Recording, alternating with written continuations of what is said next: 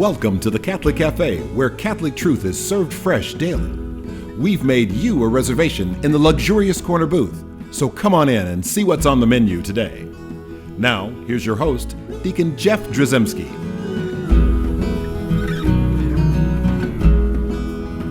Greetings and welcome to the Catholic Café. I'm Deacon Jeff, sitting in the luxurious corner booth of the Catholic Café, sitting here with Ziggy Rodriguez. That's me. And we have Sister Scholastica. She's back with us again. We're so happy to have you, Sister. I'm happy to be back. Sister Scholastica is one of the Benedictines of Mary, Queen of Apostles. And it's such an honor and it's a wonderful thing that it was so cool that, certainly the Sister Wilhelmina news, right, of recent, just our very recent past, has brought a lot of attention here. So much so that we wanted to pluck our little Catholic Cafe radio booth up, and we came all the way to Gower, Missouri to be with you, sisters.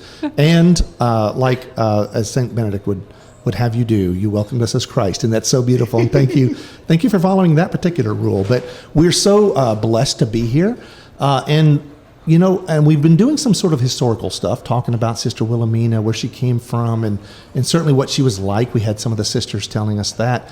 And then now I think we want to talk about really this order, the Benedictines of Mary, Queen of Apostles, and where it started. She was the foundress. Yes. And just really what is the motivation that's kind of behind this order? Because it's a relatively, in church years, right? It's in its infancy. It's true.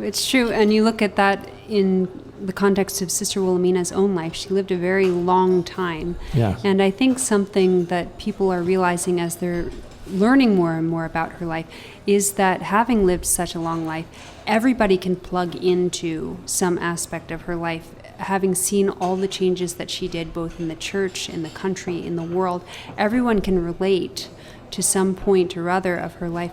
And I think the most beautiful thing is that she experienced all this and she came out of it still being holy. Yeah. So in other words, there's no excuse. You can use this revolution or that revolution to kind of equalize or neutralize your efforts at holiness. And it's no excuse at all, because Right. you look at Sister Wilhelmina and that's exactly the time period and all the trials that she plowed through and still found Christ. Right. Now, because she was brought up in the era of civil rights. Yes. And all of the issues that were going on in our nation at the time. And she was part of we'll call it the Black Catholic Church. Yes. And she was very faithful and came from a beautiful family. But I guess she felt drawn to be part of the civil rights movement in a way. Yes, very much so. In fact, she even attended the memorial service of Martin Luther King Jr. Really? And met Coretta Scott King. And apparently another sister who was with her attending the service said that Coretta Scott King was very impressed by Sister Wilhelmina. I wish we could find a picture of that meeting. I took a look for it. I wasn't successful. If anyone out there has a picture of Sister Wilhelmina with Coretta Scott King, that would be lovely. Yes.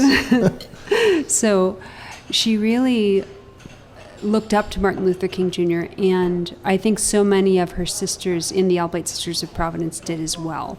And he was addressing a need at the time. There was definitely a need for racial equality and more Christian charity, regardless of race. And I think it's something we're still struggling with to this day. But nevertheless, I think particularly during the final years of her college, her college years were spread out over many years, because like many sisters in the 1940s, 50s, and 60s, the sisters were left to complete their education over their summer breaks. So it could take 10 to 20 years to complete your college degree. Wow. Because they were doing it in their off time. Wow. So by the time she wrote her dissertation, she chose as the subject the tragedy of Christianity, and she delved right into the racial question. Wow, She that's wasn't impressive. afraid to deal with it. But I think her conclusion was perhaps the most remarkable, because she didn't really address the strain between races as much as the solution. She was very much enthused by Martin Luther King, but as time wore on, she realized this movement is not going to last if we simply base it on the natural structure of things, because we live in a fallen world. living in a fallen world, we can't count on ourselves. We have to rely on God's I would grace. imagine that, like, now in hindsight, you can look at that and say, like, well, she's just a touch prophetic here. Yes. Right? In terms of, like, what solutions. And obviously, I don't know that she got called by any presidents or anything. No. Sister Wilhelmina, come up here and just tell us what we need to do. Right? But somehow she kind of knew that, like, the solutions that were happening, especially in our secular world, with the government and with this inequality and all the strife and the stress that was in the nation, that wasn't either going to work. It certainly wasn't working at the time. Yes. And I think we can safely say it kind of is still not working. Right. And I think also we get in this mindset of, if we can just change the laws, everything will be fine. And that's not true, because the laws of the state are actually reflecting the laws of God. And that was more or less her conclusion in her dissertation, in that, we've got all this movement, we've got this enthusiasm, we've got an attempt at brotherhood here, but the glue of brotherhood is Christ. It's Christ coming to earth, God coming to earth as man to draw us together in unity. And you take Christ out of that picture, you're going to be floundering. Yeah. And it's kind of a difficult thing, because it's not only race related. This is every human being alive now. We're all going to face divisions in our lives, whether it's race, whether it's religion, whether it's in the context of a family. Right. We're going to have divisions. And unless you can overcome yourself and your self-will and submit to God, it's going to keep going.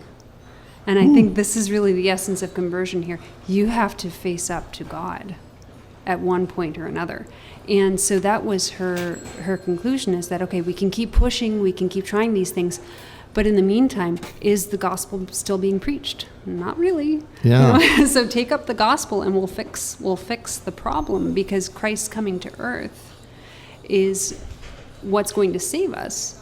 Not only our souls, but also, as so many people want to, make the world a better place. That's what it's going to do. And that's why Christ came, not only to grant our salvation, but also to save us from our own misery. Because we make ourselves miserable, and we inflict that misery on others when we are, if we're attacking each other, we're basically inflicting our own self-misery on other people. So I think it's very interesting that we can, hindsight's 20/20. We can look back and we can see things and go, like, that's pretty clear to us now.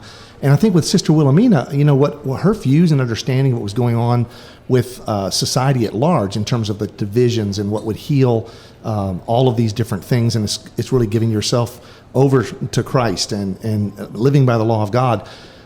But there's also been obviously strife in the church, and there's been division in our own Catholic Church. And interestingly, you can draw a parallel to what she was thinking there, and then what she's thinking here, like with liturgy and reverence and sacredness and the beautiful expression of our faith. Yes, and I think you can see this with the calling of the Second Vatican Council, that there was, very much like the civil rights movement, a lot of enthusiasm. A lot of hope for the church, a lot of ideas about engaging the church in the new evangelization, which one priest took care to point out that evangelization means you're hearing the gospel for the first time, because catechesis is for people who have heard it already. So basically, Pope St. John Paul II was saying we have to start over with the new evangelization. We have to preach the gospel again. And so I think that's what Sister Wilhelmina was doing, essentially. But in the changes that came after the Second Vatican Council, which I don't believe a lot of them were intended directly. In fact, I think evil forces were at work just trying to take down religious life in general, even before the council. We can certainly see like a great depletion, right, across the board in religious life. Right, and but there was still like this enthusiastic momentum that had kind of built up, and so people are chucking out statues and they're moving tabernacles and they're doing these things, even though when you look at the document, it's not called for. Right. And they were getting rid of chant, and they were, but the documents actually give it pride of place, pride of place to Gregorian chant, and Latin should be retained, and honestly, we look at masses, Novus Ordo masses now, and we go, Yes. This is interesting. Not much Gregorian chant going on, and not Right. much Latin going on. And in her time, a lot of faithful Catholics went along with it in a spirit of obedience. Their priests, their pastors would present this to them, and they trusted their priest immensely. And in the church, that should be the case, where we trust our priests, we trust our pastors. But in Sister Wilhelmina's case, she was in a community and being moved around amongst parochial schools. And she was more in the trenches, seeing the effects that were being Right. rolled out and not processing it all right away. She really didn't understand what was happening, as so many Catholics at But that she was time. taking it as it was presented to her. Exactly. And so the bewildering effect that I think a lot of Catholics experienced, especially in the 1970s when priests and religious were leaving their state, was something that she was swept into as well. She did have some slight bewilderment there, as saying, what's happening here? Dr. Alice von Hildebrand said it's almost as if a tornado hit the church. Right. And everyone was looking at it saying, what happened? So I think she was amongst them. But again, being in the trenches and seeing the effects on her students, that there was enthusiasm dwindling rather than building. Right. And that's just, she called it like she saw it, right? Right, And so yes. she's experienced this. And again, I love the idea that you're saying she's on the front lines. Yes. Because she's there in the schools with the kids, Right. which we all know that's the future, right? These are future parishioners. Mm-hmm. And if they're like becoming disenchanted or disengaged, how did were they responding to like some of the new music that was kind of showing up? Because again, people are enthusiastic. Hey, so now we can start doing these kinds of musical numbers, Right. Instead Yes. of some stuff that might appear to be more, I don't know, sacred, holy, lofty, beautiful, whatever. But there was like folk songs, and these things were invited into that worship, and she's seen the effect on those kids. Yes, that's right. So she was a ward instructor, which means that she was trained in Gregorian chant. And you look at Gregorian chant, it is, 14 centuries old. Right. Versus the folk music that was being written and published very quickly. Yeah, and 14 when weeks old. Right, exactly. So she began teaching the folk music and noticing that her students were losing that fire that she had seen. Even in teaching the Gregorian chant, they were very assiduously studying that. I want to draw a line here so where we understand, because we've talked about Sister Wilhelmina. And she could wail a little bit. She could play the Yes. organ or whatever. She could sing at the top of her lungs and do Yes. all these incredible things. But I think that maybe she was sensing there was a difference between like the music, because I'm sure she probably loved folk music. She did, and she had a whole list of what she called baptized spirituals. She would sing songs and change the lyrics. So, for example, Go Down Moses was made into a hymn to the Blessed Sacrament, but she didn't sing it in church. That was kind of the difference. She drew a line there, and Exactly. she saw, because she was seeing the effect of these kids and their experience of worship, Right. or their lack of worship that was happening when they were entertained. Might be a mean word. I don't want to be mean, but it's like she was experiencing something there on the front lines with these kids and how they were reacting Yes. during worship to these songs. Yes. Well, these were, was this, I know it, and earlier in her religious life, she was teaching primarily African American youth. Was that still the case at this point? Yes. So she taught African Americans all through her life. She was never in a mixed school as we would know it.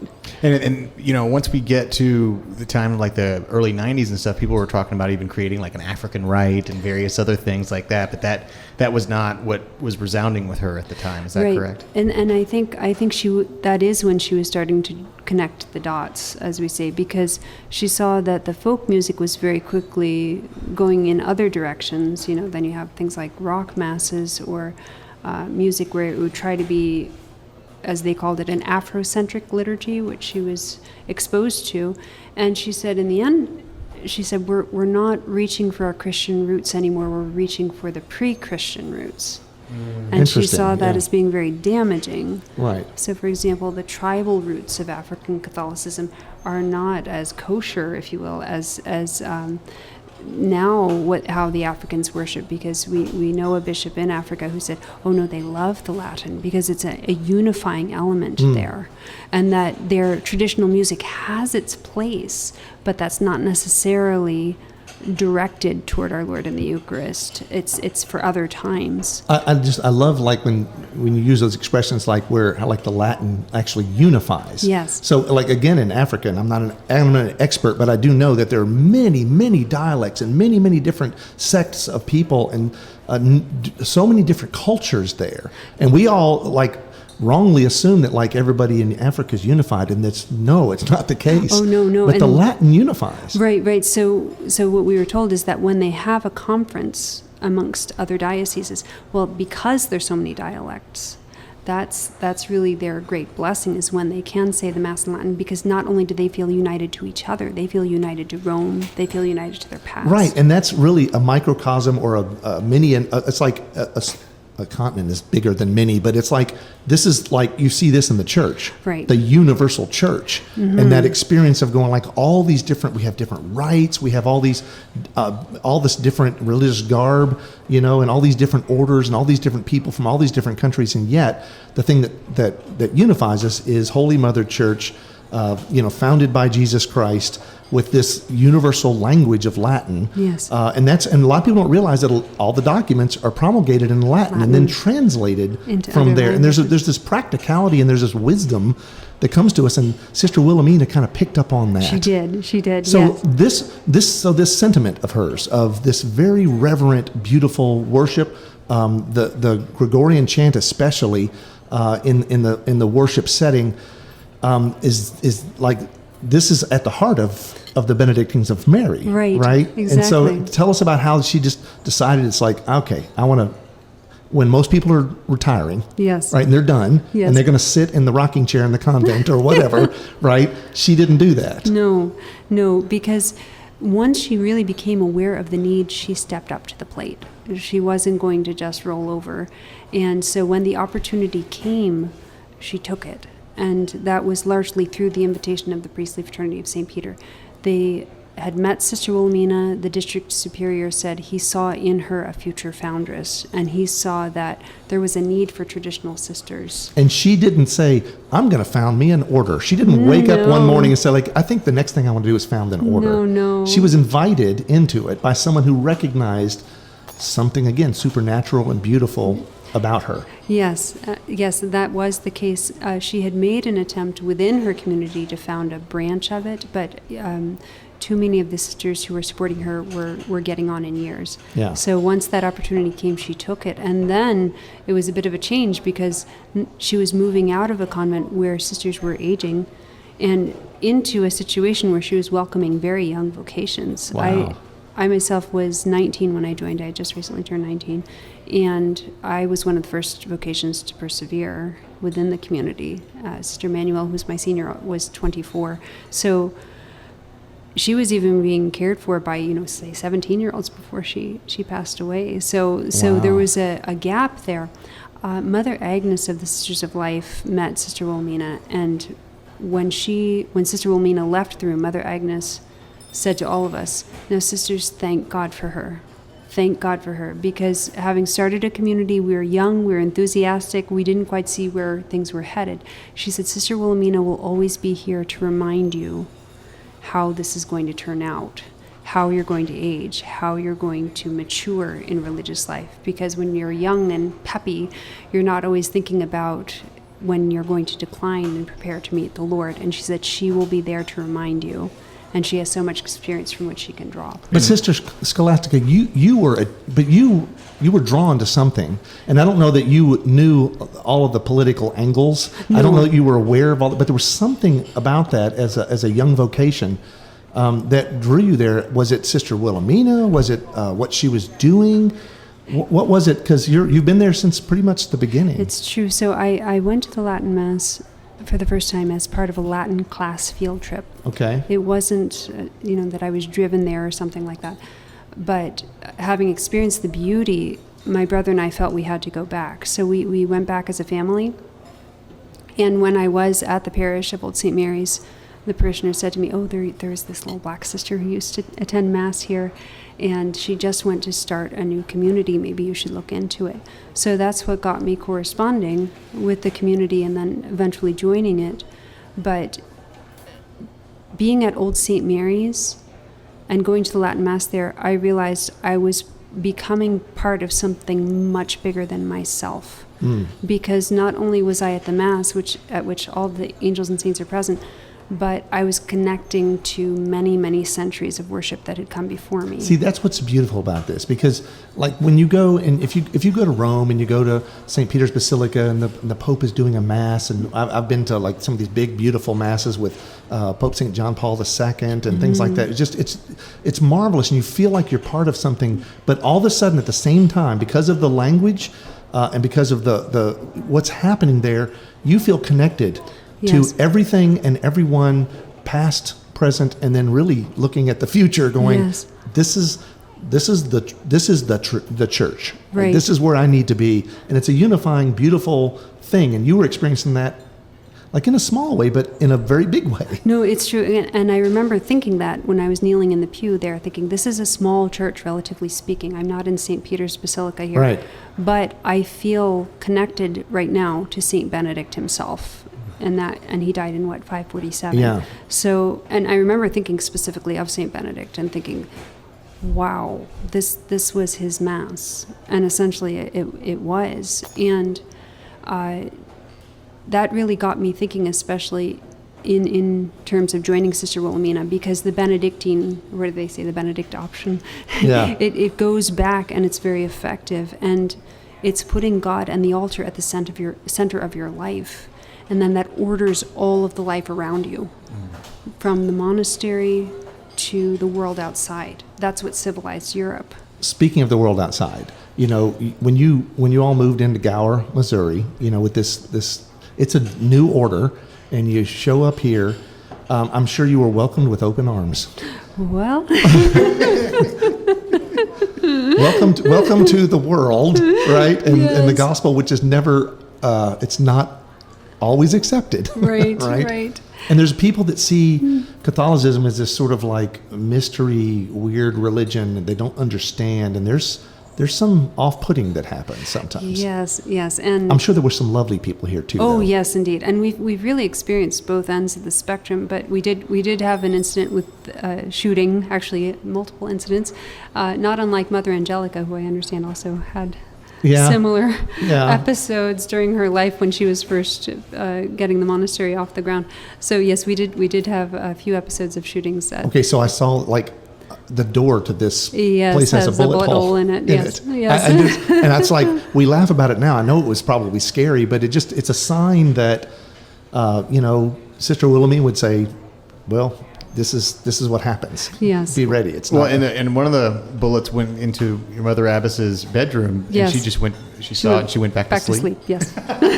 Well, all that said, it's been great that you've been here. I know that because again, the vocations are beautiful, and now with Sister Wilhelmina, there's this sort of new thing has opened up where you're getting so many more visits. There are people who are deciding they want to actually live in Gower, Missouri, or in the surrounding areas. What's that like now? Well, it is a bit different, but on the other hand, I think back to the effect of St. Benedict on his society, and I think Sister Wilhelmina would be very pleased by that, because the Vikings didn't just stop attacking because they ran out of things to loot. It was, we get these ideas of St. Boniface chopping down the tree that the Norsemen used to worship. And St. Boniface did that. He used to preach, but everywhere he went, he established a monastery. And that was the evangelization of Europe. You had to preach the gospel, but it also had to be lived in order for it to take root. The Catholic Church, we were the original church planters. Yes. Really were. I mean, it's really beautiful to see the effect. I mean, because the surrounding area, it's beautiful here, and just when you come up through the gate, it's just a beautiful experience. And I just invite people just to come and see, right? And literally come and see Sister Wilhelmina, right? And just who knows what's going to happen. But if you want to find out more information, about the Benedictines of Mary, Queen of Apostles, you can go to benedictinesofmary.org and find out about Sister Wilhelmina, find out about visiting and all the things here. And it's been an amazing journey so far. And, I think you said you were 19 when you kind of got started or whatever. And so you've been here a year, obviously, looking at the youthful face in front of me. So you have many years to come. There's lots of future here. And that's wonderful. Thanks to Sister Wilhelmina, right? I mean, it's just for all of that. And just your presence here it's just really been an abiding a gift to the area, even if it's not been received by some. Yes, and I have to say, we did have those unfortunate incidents, but on the other hand, we have had so much support. Yeah. And such charity shown to us. Many of our neighbors are not Catholic. Right. But nevertheless, there's just been a lot of goodwill. Well, people are showing up and being part of this, and they're not Catholic. Right. It's just interesting to see that. Yes. And that's there's some stories we don't have time to tell, and maybe we can tell them in our next show, but it's like, it's really encouraging to see, again, that unification that's happening. Yes. And that's Sister Wilhelmina. And including from African American visitors who are not Catholic, they see her as their sister. So we had a huge number of African American Catholics come, many of whom are not Catholic. One was stopped in line and asked where they went to church, and said, "Oh, we're not Catholic, but we came to see our sister." So the miracles continue, yes, right? And the miracle of conversion is a beautiful miracle, not necessarily a public one, but when you can start to see all these hearts being changed and they're living lives closer to Jesus, that's an amazingly beautiful thing. Yes. So we thank Sister Wilhelmina for that. Sister Scholastica, we thank you for being here with us again, and you're still going to stay with us, and we're going to do some more. So stay tuned. We got a couple more shows that we're going to do. They're going to so talk about some of this really exciting stuff that's been happening here lately. So with that, let's ask the Blessed Mother to watch over us and continue to watch over us on this journey. Hail Mary, full of grace, the Lord is with thee. Blessed art thou among women, and blessed is the fruit of thy womb, Jesus. Holy Mary, Mother of God, pray for us sinners, now and in the hour of our death. Amen.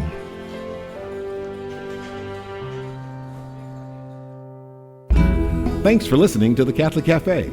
If you'd like to contact Deacon Jeff, send him an email at deaconjeff@thecatholiccafe.com. Visit us on the web at thecatholiccafe.com. You can also find us on iTunes or follow us on Facebook and Twitter. The Catholic Café is brought to you by the Order of Malta Federal Association. Join us again at the Catholic Café, serving up salvation one cup of coffee at a time.